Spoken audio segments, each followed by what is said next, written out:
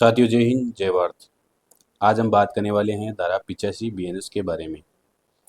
इसको हम उदाहरण के तौर पर और पूरी जानकारी के तहत आपको बताएंगे कि ये लॉ क्यों लागू किया गया है और इसमें पुरानी धारा कौन सी थी जिसको बीएनएस से 85 नया रूप दिया गया है। धारा 85 बीएनएस में क्या अपराध शामिल है?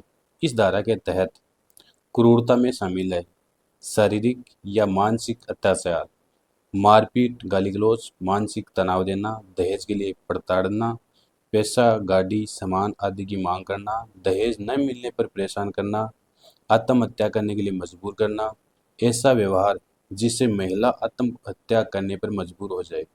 ये सब धारा 498 एक को रिप्लेस करके धारा 85 बीएनएस में कन्वर्ट किया गया है, जिसमें दहेज प्रताड़ना यानी कि दहेज की मांग करने से संबंधित इसमें धारा में यह सब कुछ बताया गया है।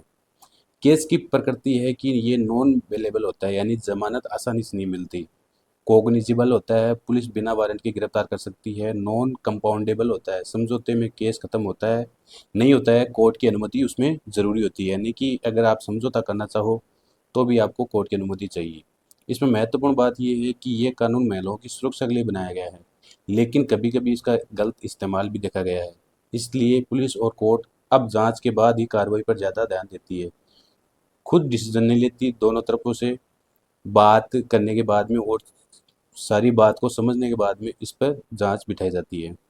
उदाहरण के तौर पर हम समझते हैं, जैसे कि अगर किसी पति और ससुराल वाले बार बार दहेज मांगते हैं और महिलाओं को मारपीट या मानसिक रूप से परेशान करते हैं, जो 498 आईपीसी में लागू होता था, वही धारा 85 बीएनएस में इसको बताया गया है।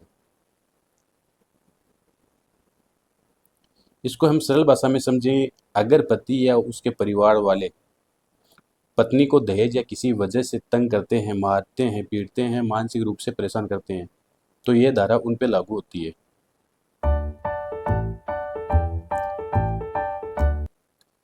अब इसमें जो पनिशमेंट है यानी सजा है वो कितने साल की है? इसमें 3 साल की जेल है और साथ में इसका जुर्माना भी है, और दोनों है, यानी पनिशमेंट भी हो सकती है और जुर्माना दोनों लगा सकती है। ये कोर्ट पे डिपेंड करता है कि कोर्ट लास्ट में क्या फैसला करता है। तो इस वीडियो का बनाने का पर्पज़ मेरा ये था कि आपको समझ में आए कि धारा 498 ए आईपीसी हुआ करती थी, उसको रिप्लेस करके धारा 85 बीएनएस में कन्वर्ट किया गया है, और वो दहेज प्रताड़ना के संबंध में है। तो वीडियो अगर अच्छा लगे तो वीडियो को शेयर करना, सब्सक्राइब करना।